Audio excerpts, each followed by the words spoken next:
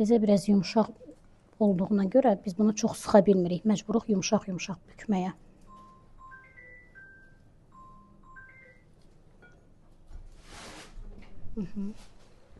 Bükdük. Yox, sıxmırıq. Belə qalır.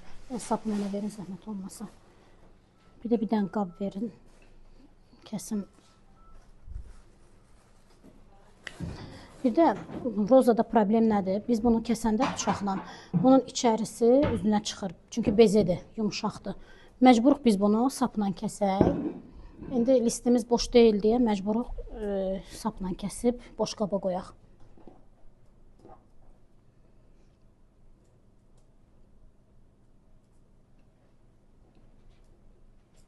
Bu indi kənarıdır. 2 barmaq qalınlığında kəsirik. Bu şəkildə tepsiyə düzəcəyik. Hə, roza, qızılgül şirniyatıdır.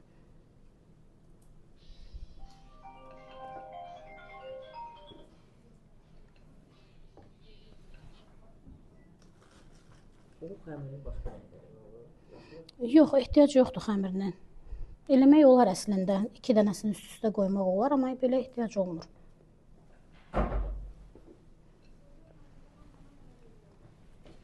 Çox dadlı, çox yeməli bir şirniyyatdır. Həqiqətən də məsləhətdir bişirmək. Evimizdə olan bayram ərəfəsidir, bişiririk paxlava, bişiririk şəkərbura, istər-istəməz bunlara gedir yumurtanın sarısı, ağları qalır. Ağları qalanda biz onu belə dəyərləndiririk.